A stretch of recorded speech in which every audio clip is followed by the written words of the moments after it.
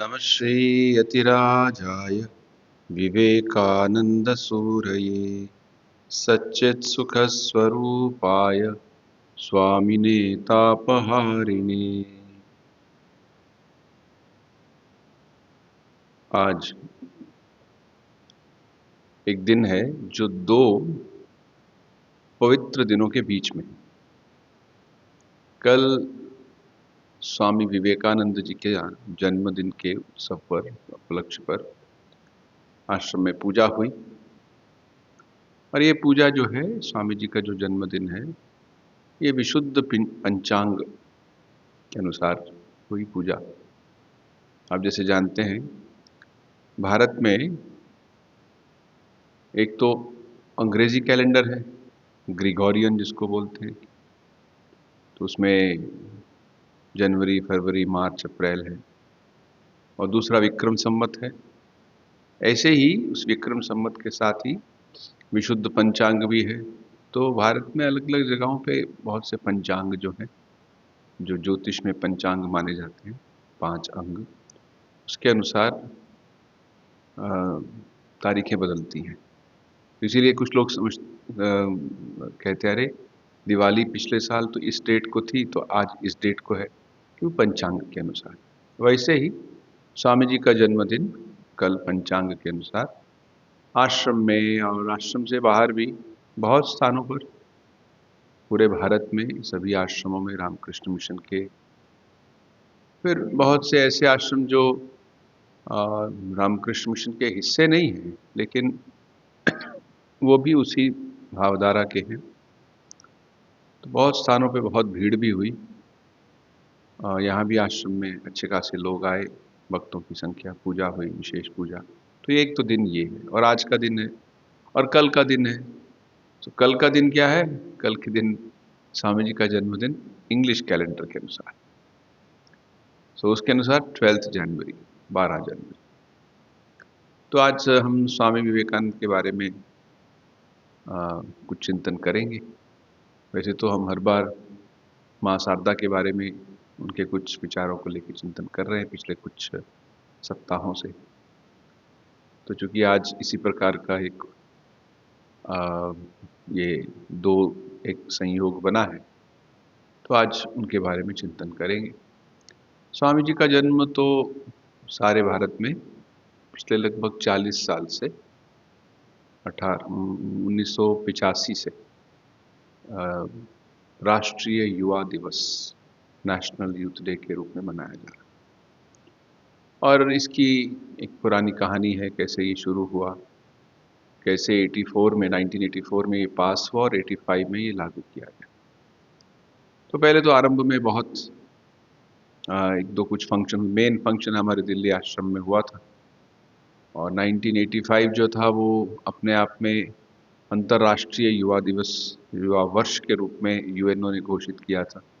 तो उसी बात को मन में रखते हुए गवर्नमेंट ऑफ इंडिया ने इसे नेशनल यूथ डे या राष्ट्रीय युवा दिवस के रूप में घोषित किया था और स्वामी जी को युवाओं का आदर्श मानकर। ये असल में बड़ी अद्भुत बात है कि हमारे देश में एक संत को युवाओं के सामने आदर्श के रूप में रखा है। स्वामी जी हम जानते हैं एक महान संत थे, उनके और भी पहलू हैं उनके व्यक्तित्व के। जैसे संत होने के साथ साथ वो बहुत देशभक्त थे, उन्हें भारत से, भारतीय संस्कृति से अत्यंत गहन प्रेम था। और सिर्फ ये प्रेम मौखिक नहीं था, उसको उन्होंने जीवन में कैसे अपने विचारों से, अपनी वाणी से, अपने वार्तालाप से, अपनी गहन थिंकिंग से बहुत उस जमाने के जो युवा थे, उस जमाने के जो क्रांतिकारी थे, क्योंकि भारत उस समय अंग्रेज़ों के अंडर था, तो कैसे उन्होंने उसमें प्रेरणा दी और आज भी दे रहे हैं। कैसे स्वामी जी ने झकझोर कर रख दिया पूरे भारत को अपनी वाणी द्वारा। साथ ही स्वामी जी के विचार बहुत ही आधुनिक हुए हैं। यद्यपि वो बहुत तरह से हम देखते हैं कि वो शास्त्र में, शास्त्र अर्थात क्या, उपनिषद है, भगवत गीता है, ब्रह्म सूत्र, ये 3 मेन शास्त्र माने जाते हैं हिंदू दार्शनिक परंपरा के। और साथ ही महाभारत है, रामायण है, पुराण है, वहाँ से जो कहानियाँ हैं, वहाँ की जो बातें हैं, ये सब स्वामी जी में पाते हैं। लेकिन साथ में राष्ट्र के प्रति एक अद्भुत उनकी जानकारी थी, क्योंकि वो पूरा देश ऑलमोस्ट पैदल ही पूरा घूमे थे।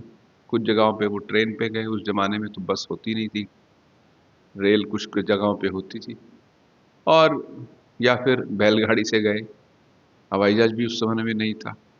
पिछले 1 डेढ़ सौ साल में इतना क्रांतिकारी परिवर्तन पूरे संसार में हुआ है, इतना एक औद्योगिक और फिर जिसको कहेंगे एक टेक्नोलॉजिकल एक एडवांसमेंट जो हुई है। तो लेकिन उस समय तो इतना नहीं था, तो स्वामी जी ऐसे घूमे और उन्होंने भारत को पहचाना, भारत की जो नब्ज़ को पहचाना। सो उन्होंने देखा कि कैसे भारत एक बड़ी ही महान सभ्यता है। ये अपने आप में सिर्फ एक भौगोलिक खंड नहीं है। हम कहते हैं कि कश्मीर से कन्याकुमारी तक और गुजरात से फिर बंगाल तक या उससे भी पीछे, सिर्फ उतना ही नहीं है। हाँ, उसका भूगोल तो है ही, बड़ा महत्वपूर्ण है भूगोल। लेकिन उससे भी ज़्यादा वहाँ पे जो लोग रहते हैं, वहाँ की जो सभ्यता है, संस्कृति है, और उस पे उसका जो इतना पुराना इतिहास है, और कैसे इतिहास में परिवर्तन आया है, कैसे लगभग 1000 साल तक मानो भारत सोता रहा, पूरी भारतीय संस्कृति और सभ्यता मानो गहन नींद में चली गई, और उससे फिर क्या हुआ, उस नींद में जाने के कारण क्या हुआ। तो ये सब स्वामी जी अच्छी तरह से जानते थे, वो इतिहास के बड़े अच्छे ज्ञाता थे। उनका बड़ा प्रिय वो एक प्रकार से सब्जेक्ट था, वो जो कॉलेज में पढ़ते थे और उसके बाद भी। अगर आप उनकी जो साहित्य है 10 खंडों में है, उसको अगर आप देखेंगे कहाँ-कहाँ से स्वामी जी अपने वो विचारों को, तथ्यों को लेके आते हैं। हमारे एक स्वामी जी ने बेलूर मठ में, जो स्वामी जी ने बहुत सी बातें उद्धृत की हैं, कोट की हैं, साइटेड, उसको स्टडी किया था। तो बोले कभी-कभी तो as it is Swami ji ने कुछ पैसेज बताए, कोई इजिप्शियन किताब है, कोई एक ग्रीक की लिखी हुई किताब है, as it is Swami ji ने वहाँ पे पूरा दे दिया है। वो जानते थे बड़ी अच्छी तरह से। तो भारत की महानता को भी जानते थे। तो ये एक दूसरा चीज़ उनके उनके व्यक्तित्व को उसका हिस्सा है। पहले तो वो एक महान संत थे, ये हमें पहले याद रखना चाहिए। कुछ लोग सोचते हैं संत मतलब सिर्फ जो हमारी बाकी संत परंपरा है, चाहे तुलसीदास जी महाराज हों या कबीरदास जी महाराज हों, रविदास जी महाराज हों या फिर गुरु नानक देव जी हों, मीरा हों, फिर इधर सूरदास जी हैं, या फिर दक्षिण भारत के जो प्रसिद्ध संत हैं। स्वामी विवेकानंद बहुत बड़े संत थे, और संतों के साथ-साथ वो एक राष्ट्र के प्रेमी भी थे। ये उनकी एक विशेषता थी। ये बाकी संतों में हम इस गुण को इतना प्रकाशित नहीं पाते, यद्यपि हम उनके श्री चरणों में नतमस्तक हैं, लेकिन स्वामी विवेकानंद में इस प्रकार का राष्ट्र प्रेम जो है वो अद्भुत था। तीसरा था कि उनके गुरुदेव भगवान रामकृष्ण देव से उन्होंने जो देखा, धर्म क्या होता है, आध्यात्मिकता क्या होती है, वो उन्होंने अपने विचारों में व्यक्त किया। उन्होंने तो यहाँ भी कहा, मैं जो कुछ भी हूँ अपने गुरुदेव की कृपा से, मैंने जो कुछ भी कहा है मानो उनसे सीखा है। तो ये उनकी विनम्रता भी है, और उनके ऊपर जो इतना प्रभाव पड़ा श्री रामकृष्ण देव का, तो उसको भी ये दर्शाता है। अब श्री रामकृष्ण देव कौन थे हम जानते हैं, तो कहा कि गुरुदेव थे। सिर्फ इतना ही नहीं, श्री रामकृष्ण देव भारत की महान आध्यात्मिक परंपरा के एक बहुत बड़े नामों में से। अगर किसी ने भी कोई प्रामाणिक आध्यात्मिकता के बारे में समझना है, तो उन्हें श्री रामकृष्ण देव के बारे में पढ़ना पड़ेगा, पढ़ना ही पड़ेगा। इसमें कोई कट्टरता की बात नहीं है, ये एक आवश्यकता है कि कैसे उस दक्षिणेश्वर के मंदिर में, कलकत्ता में जो माँ काली का मंदिर है, और पूरा अपने आप में एक कॉम्प्लेक्स है, उसमें मेन मंदिर है और शिव जी के मंदिर हैं, बाकी मंदिर हैं। उन सब मंदिरों के बीच में वो वहाँ पे एक कमरे में रहते थे। तो कैसे उस सिर्फ कमरे में नहीं रहे, उन्हें विभिन्न देवी देवताओं का अनुभव हुआ। कैसे माँ काली का अनुभव हुआ, फिर माँ के जितने रूप हैं, फिर भगवान कृष्ण के, भगवान राम के, फिर उन्होंने बहुत साधनाएं की। उन्होंने अपने जीवन से दर्शाया कि कैसे भगवान के लिए हमें प्रयास करना चाहिए। अगर आप श्री रामकृष्ण के बारे में और जानना चाहते हैं, एक तो लीला प्रसंग नाम की जो उनकी अद्भुत किताब है, उनकी जीवनी, उसका उसका अध्ययन कीजिए, जो स्वामी शारदानंद जी द्वारा लिखित है, या उसी पर आधारित एक लीलामृत और एक पुस्तक है। तो ये अपने आप में ये किताबें भी बड़ी अद्भुत है, इतनी प्रामाणिक रूप से लिखी गई। ये नहीं कि किसी ने यहाँ वहाँ सुना और कुछ लिख दिया, और उन्हीं के जीवन काल में मानो शुरू हो गई थी। इसके अलावा उनके जो बातें हैं, वचन हैं, उनके जो उपदेश हैं, वो ज़्यादातर हम पाएंगे रामकृष्ण वचनामृत में। हम हर रोज शाम को यहाँ उसका पाठ करते हैं, 2 पेज पढ़ते हैं, 3 पेज पढ़ते हैं, और वो लगभग 22-23 भाषाओं में है। तो इन 2 किताबों से हमें पता चलेगा श्री रामकृष्ण देव के व्यक्तित्व के बारे में, और कैसे स्वामी विवेकानंद ने पाया कि वो मानो श्री रामकृष्ण देव एक जीवंत लेबोरेटरी थी, जिसमें उन्होंने सब प्रकार के अनुभव किए, सब प्रकार के एक्सपेरिमेंट किए, और क्या उन्हें दर्शन जो हुए वो हमारे जो सनातन धर्म के दर्शन शास्त्रों में जो लिखा है या उपनिषदों में लिखा है, वही दर्शन मान उनसे पूरा एकदम हूबहू टैली होते हैं।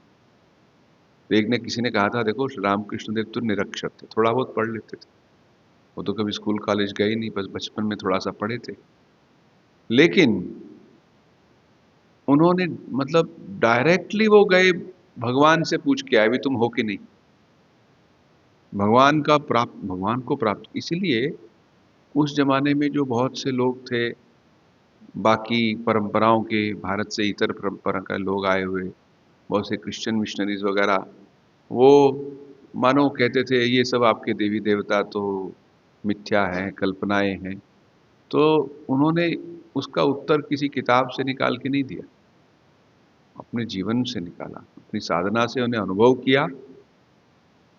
किया कि वो दिव्य सत्ता है, और उस दिव्य सत्ता को प्राप्त किया जा सकता है। लेकिन उनके जीवन में इतने तरह के साधनाएं और इतनी प्रकार की चीजें हैं कि एक साधारण मानुष उतना नहीं कर सकता। हाँ, उससे प्रेरणा बहुत मिलती है। आज भी अगर कोई आध्यात्मिक जीवन को आ, बड़ी ईमानदारी से जीना चाहता है, तो उसे श्री रामकृष्ण देव की बातों को सुनना ही पड़ेगा। तो ये 3 चीजें स्वामी विवेकानंद में हम पाएंगे। एक तो वो उनका स्वयं का अनुभव, वो स्वयं संत थे, उनके जीवन की जो आध्यात्मिक अनुभव हुए हैं उनको, वो उनकी पुस्तकों में आप पाएंगे, बहुत जगहों पे उन्होंने उसका विवरण दिया हुआ है। और दूसरा राष्ट्र से प्रेम, और तीसरा अपने गुरुदेव के से सीखा हुआ आध्यात्मिक सत्य। तो इन तीनों का मिश्रण हम उसमें पाते हैं। लेकिन इसके अलावा भी स्वामी जी में बहुत से ऐसे गुण थे, जैसे उसको कहते हैं अंग्रेजी में मल्टी फैसेटेड पर्सनैलिटी। ये मल्टी फैसेटेड पर्सनैलिटी जो है, मतलब उसमें बहु प्रतिभाशाली जो एक उनका व्यक्तित्व है, ये व्यक्तित्व हम देखें युवाओं के लिए ज़्यादा एक प्रासंगिक है। यद्यपि उनका जो सभी के लिए है, उनके उपदेश सभी के लिए है, चाहे छोटा बच्चा हो या फिर वृद्ध हो, लेकिन युवाओं के लिए उनका विशेष रूप से। क्यों? क्योंकि युवाओं में उन्होंने स्वयं कहा था कि मुझे युवाओं पर, उनकी क्षमताओं पर बहुत विश्वास है। पर वैसे भी देखिए, अब युवा एक अवस्था है, हर व्यक्ति के जीवन में एक युवा अवस्था आती है। अब अवस्था मतलब क्या, जो आएगी फिर जाएगी भी। तो कोई व्यक्ति है नहीं कि बस युवा हुआ तो सारा उम्र युवा ही रहेगा, या कोई छोटा है तो छोटा ही रहेगा, युवा नहीं बनेगा। नहीं, युवा एक अवस्था है, लेकिन उस अवस्था में अदम्य शक्ति होती है। प्रकृति मनुष्य को उस समय शक्ति से, विचारों से, आदर्शवाद से, एक जीवन की कुछ प्राप्त करने की शक्ति एक से भर देती है। तो अगर उसका सदुपयोग ना हो, तो युवावस्था आके चली जाती है, कभी कभी तो तहस नहस करके चली जाती है। युवावस्था कई लोगों के जीवन में ऐसी आती है, प्रवेश करती है, तहस नहस कर देता है उनका जीवन। कुछ मानो वो गलत आदतों में पड़ जाते हैं, या फिर उनको सही दिशा नहीं मिली समाज से या शिक्षा से या बड़ों से या जो भी उनको ठीक रस्ते, तो गलत कामों में पड़ जाते हैं, चाहे हिंसा हो या फिर एक प्रकार की ऐसी सामाजिक कुरीतियों में पड़ सकते हैं। तो इसलिए स्वामी जी ने कहा कि युवावस्था का सदुपयोग ही मनुष्य के लिए सबसे उत्तम चीज है। तो युवाओं पर उनका इतना भरोसा, इतना उत्साह, और युवा भी उनकी बातों को झट से ग्रहण कर लेते। और उन्होंने स्वामी जी ने जो बातें कही वो युवाओं के लिए विशेष इस प्रकार से है। एक तो उन्होंने आत्मविश्वास की बात की कि सभी के अंदर एक शक्ति है, सभी के अंदर एक दिव्यता है, पोटेंशियल डिविनिटी स्वामी जी ने कहा है, जिस उसके अंदर अंतर्निहित जो दिव्यता है, कि उच्च संभावनाएं हैं, उस पे बहुत उन्होंने बल दिया। अपने आप में विश्वास, ये नहीं कि दूसरों पर सब समय आरोप कुछ ना कुछ मढ़ते रहो, दोष आरोपण करते रहो, अरे तुम मेरे दुख के कारण हो। बोले ऐसे नहीं, तुम आत्मविश्वास रखो, हर चीज में अपने दुख को पहचानो कि दुख का कारण क्या सिर्फ बाहर से ही है। हाँ, बाहर से हो सकता है, लेकिन उसके प्रति हमारी प्रतिक्रिया है वो हमारे हाथ में है। हम किसी ऐसी अवस्था में पड़ सकते हैं जब लगता है कि मानो हम बहुत ही छोटे हैं, बड़े ही हीन हैं, तब स्वामी जी ने कहा नहीं, अपने आप में विश्वास रखो, अपनी संभावनाओं पर विश्वास रखो, अपने करने की क्षमता पर विश्वास रखो। क्या क्या लोग कर पाते हैं, ये तो समाज में बहुत इन्हीं उन्हीं लोग होते हैं जो कुछ बहुत उत्तम करते हैं, उनमें उत्कृष्टता दिखाई देती है, लेकिन सब में अपने आप में विश्वास होगा।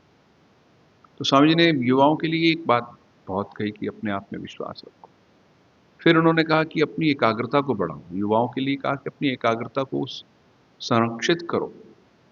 मन इतना चंचल है, कभी कभी कुछ लोग आते हैं, कुछ युवा बहुत चंचल होते हैं, तो उनका मन सब समय मानो बाहर घूम रहा है। कभी वो मन उनका जो है ऐसे स्थानों पे जा रहा है जहाँ पे सिर्फ इंद्रियों का ही भोग है। तो स्वामी जी ने कहा नहीं, अपने मन को संरक्षित रखो, इसका सदुपयोग करो। जैसे कि एक नदी बह रही होती है, और नदी का जब कभी बाढ़ आती है या नदी में बहुत पानी आ जाता है, तो वो चारों ओर से वो तहस नहस करती है, वो बहुत प्रकार से आसपास के गांवों को क्षति पहुंचाती है, कभी कभी तो दूर दूर तक फैल जाती है। ऐसे ही गंगा नदी भी थी, बहुत कष्ट देती थी। फिर कभी इतने साल पहले बांध बनने शुरू हुए, तो जब बांध बनते हैं, सही तरह से बांध बनता है, तो जो पानी को नियमित, उसकी जो शक्ति है उसका नियमन किया जाता है, उसको कंट्रोल या फिर उसको चैनलिंग किया जाता है। तो युवा शक्ति की चैनलिंग बहुत मुख्य है। अब कुछ जगहों पे आप देखेंगे, यही आप उत्तर प्रदेश और उत्तराखंड के लगभग बीच में है, तो उत्तराखंड में पीलीभीत डिस्ट्रिक्ट है, वहाँ पे शारदा रिवर सिस्टम है। जो शारदा नदी है वो नेपाल से आती है, तो उस डिस्ट्रिक्ट के अंदर ही घूमते घूमते कितने ही लगभग 900 किलोमीटर वो चलती है। 900 किलोमीटर एक नहर चल रही है, और उससे कितने लोगों का कल्याण होता है। तो वैसे अगर युवा शक्ति का नियमन हो जाए तो समाज का भी भला होता है, और साथ ही साथ उस परिवार का और उस व्यक्ति का भी भला होता है। तो स्वामी जी ने इस पे बहुत बल दिया कि युवा शक्ति का नियमन होना चाहिए, उनके सामने एक आदर्श होना चाहिए। और युवाओं को कहा अपनी एकाग्रता को बढ़ाओ, तभी तुम ज़्यादा पढ़ पाओगे, तभी तुम जीवन में कुछ प्राप्त कर पाओगे। अगर मन बड़ा बिखरा बिखरा रहता है, अच्छा मन क्यों बिखरा रहता है? मन में तरह तरह की फिजूल इच्छाएं भी भर रखी हैं, उसको फिजूल इच्छाओं को और बढ़ाने के लिए फिर हमारा बॉलीवुड इंडस्ट्री भी अपना योगदान देती है।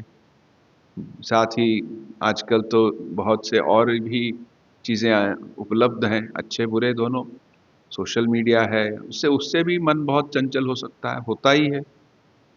तो कैसे अपने मन को ये नहीं में हम कह सकते कि हम पूर्ण रूप से ये जो नई चीज़ें नई इस दृष्टि से कि पहले नहीं थी वो, हमारे जीवन में आई हैं, तो उनको बंद तो कर नहीं सकते।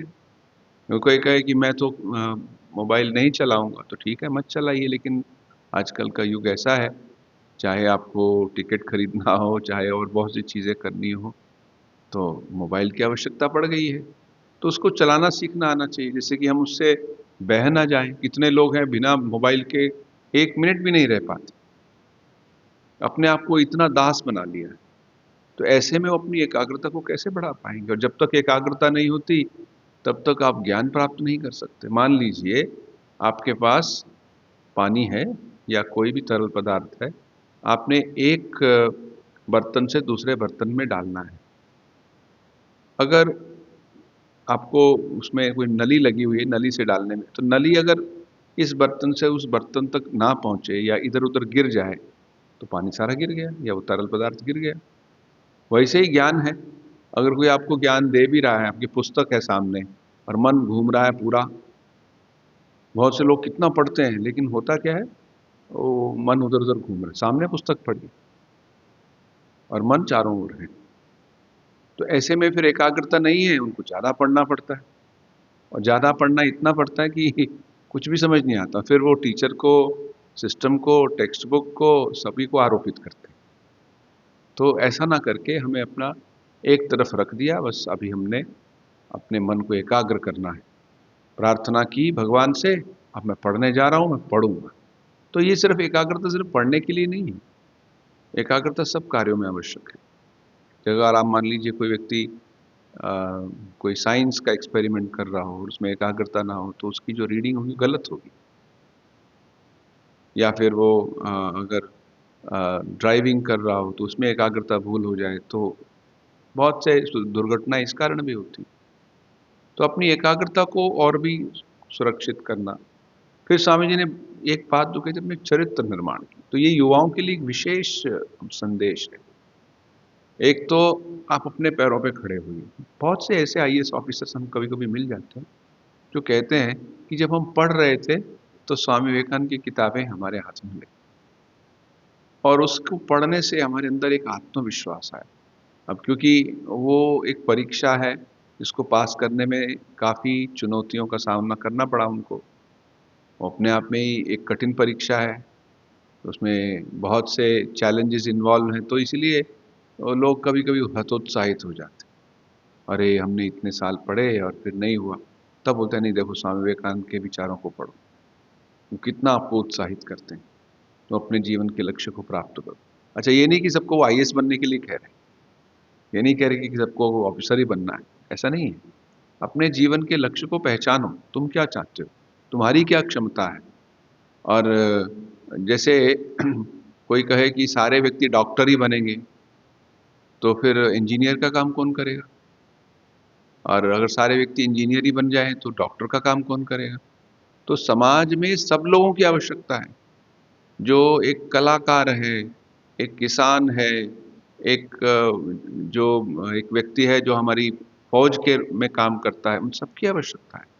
स्वामी जी तो कहते हैं, जो सफाई कर्मचारी हैं, उनकी बड़ी आवश्यकता है। अगर वो अपना काम बंद कर दें, तो सारा का नगर का पूरा नगर ठप हो जाएगा। सब और पानी और गंदगी और सफाई नहीं हुई, उसके कारण बड़ी मुश्किल हो जाए। तो सभी का अपना एक रोल है, तो अपने रोल को पहचानो, ना कि आपको जो आपके ऊपर इतना बोझ डाल रहे हैं कि ये बनना है और यही बनना है, अपने रोल को पहचानो। फिर स्वामी जी ने सेवा पे बहुत बल दिया। असल में बहुत से युवा कुछ काम करना चाहते हैं, वो सिर्फ बातें नहीं सुनना चाहते, उनके पास सेवा का प्रकल्प होना चाहिए। हमारे कुछ आश्रमों में इसको बहुत अच्छा उन्होंने दिशा दी है। जैसे दक्षिण भारत में मैंगलोर आश्रम जो है, मैं और भी बहुत आश्रमों का उदाहरण मन में आता है, मैं सिर्फ एक ही बोल रहा हूँ। तो मैंगलोर आश्रम में कुछ वर्ष पहले उन्होंने स्वच्छ भारत ये जो अभियान है, इसको धीरे-धीरे बढ़ाया। पहले आश्रम के आस-पास कुछ वॉलंटियर्स आए, चलो 10-15 लोग आए, वहाँ से शुरू किया। फिर वो बढ़ते गए, बढ़ते करते अब उनकी संख्या लगभग 3-4 हज़ार वॉलंटियर्स। और वो अपना एक एरिया लेंगे, उस एरिया में जाएंगे, साफ करेंगे, रोड पूरी साफ करेंगे, दीवारों पर जहाँ पे बहुत गंदगी है उसको भी पेंट करके उस पर कुछ अच्छी पेंटिंग या कोई कलाकारी भी बना देंगे। पत्थर पड़े हुए पत्थरों को उठा के एक साइड में रख दिया, जहाँ पौधे लगाने हैं पौधे लगा, इस प्रकार से करते करते उनको लगभग 3 साल पहले, लगभग उसी समय वहाँ की जो सरकार है उस राज्य की, कर्नाटक की, उस सरकार ने उनको स्वच्छ भारत के स्वच्छ मंगलुरु नाम से एक बहुत बड़ा अवार्ड भी दिया। उसमें सारा मिलके, तो युवाओं को एक ये दिशा देना, तो ये दिशा देना बहुत मुख्य है। तो सेवा करना, उसके लिए वो पैसा नहीं दे रहे, उसके लिए ये नहीं कि हम कोई सेवा करेंगे उसमें पैसा लेंगे, तो फिर वो सेवा नहीं रही, वो एक सर्विसेज, इकोनॉमिक सर्विस हो जाएगा। इकोनॉमिक सर्विस ठीक है, वो दूसरा एक चीज़ है। लेकिन स्वामी जी ने कहा अगर आप मन की शांति चाहते हो तो थोड़ा बहुत तो काम करो दूसरों के लिए, बिना कुछ अपेक्षा के, इतना कि मुझे धन्यवाद भी नहीं चाहिए, तभी मन पवित्र होता है। और स्वामी जी ने तो कहा कि सेवा और त्याग, त्याग और सेवा, ये भारत के राष्ट्रीय आदर्श हैं। अगर भारत एक आध्यात्मिक देश है तो इसके आदर्श तो यही होंगे कि कैसे हम दूसरों की सेवा कर सकें, और सेवा करने के लिए कुछ ना कुछ त्यागना पड़ता है। अपना अपने आराम को त्यागिए। अगर आप रास्ते पे खड़े हैं, आपसे कोई पूछे कि ये एड्रेस कहाँ है, आप कहीं जा रहे थे, आप रुक के थोड़े धैर्य से उसका एड्रेस देखते हैं, फिर उसको बताते हैं, 2 मिनट लगे 5 मिनट लगे, तो वो एक प्रकार का त्याग है। बिना त्याग के सेवा नहीं होती, और भी बेहतर रूप से लोग त्याग कर सकते हैं। त्याग और सेवा, स्वामी जी ने कहा, भारत के राष्ट्रीय आदर्श हैं। तो कल स्वामी जी का जन्मदिन है, इंग्लिश कैलेंडर के अनुसार राष्ट्रीय युवा दिवस। स्वामी जी ने जो ये उपदेश दिया, जो संदेश दिया कि युवाओं को अपने आप में विश्वास रख के अपने चरित्र का निर्माण, अपने व्यक्तित्व का निर्माण, और इतना भी है कि स्वामी जी सिर्फ वहीं तक सीमित नहीं थे, उन्होंने कहा आप अपने पैरों पे खड़ो। पैरों पे खड़े होना, सब तो पैरों पे खड़े होते हैं लेकिन इसका अर्थ ये है अपना काम स्वयं करो। बहुत से लोग कहते हैं अरे मुझे गवर्नमेंट जॉब नहीं मिली तो मैं क्या करूं। अरे और कोई तुम्हारे पास ऑप्शंस नहीं है? कितने लोग हैं जो छोटे छोटे बिजनेस करके अपने जीवन को उन्होंने बहुत कुछ परिवर्तन ले आए। तो इतने निराश होकर बैठने की क्या आवश्यकता है? या फिर कोई कहे कि मुझे वही एक कोर्स चाहिए, उसके बिना तो मैं रह ही नहीं सकता, ये क्यों अपने आप को डिप्रेशन के लिए न्योता दे रहे हो भाई? ये डिप्रेशन के लिए न्योता देना है कि उसको छोड़ के और मैं कुछ नहीं करूँगा। तो हमें जैसे सोशल एंटरप्रेन्योरशिप, स्वामी जी ने अपने एक शिष्य को कहा था, अरे तुम क्या कर रहे हो, सब भारत में यहाँ बैठे हुए हो। ये तब की बात है, 1897 की 98 की बात है जो स्वामी शिष्य संवाद पुस्तक में आता है। स्वामी जी उनसे कहते हैं, अरे तुम क्या सब समय सिर्फ अंग्रेज़ों के यहाँ काम करना है, क्लर्क बनना है, अफसर बनना है, बस इसी को सोचते हो? मानो उन्होंने कहा कि तुम कुछ साड़ियाँ खरीदो बनारस की, और उसके लहंगे बनाओ और जाओ इंग्लैंड में जाके बेच के आओ, उसके लिए आवश्यकता हो तो मैं तुम्हें पैसे भी दूंगा। स्वामी जी ने यहाँ तक कहा उनको। तो मतलब एक सोशल एंटरप्रेन्योरशिप, कैसे एक छोटा एक शुरू कर दें, हम अपना बिजनेस शुरू करें, बिजनेस के इलाज साथ साथ अपने पैरों पे खड़ा होना शुरू करें। तो ये आजकल तो हमें बहुत इसके विषय में सुनाई पड़ता है, जिसको हम कहते हैं कि आत्मनिर्भर भारत।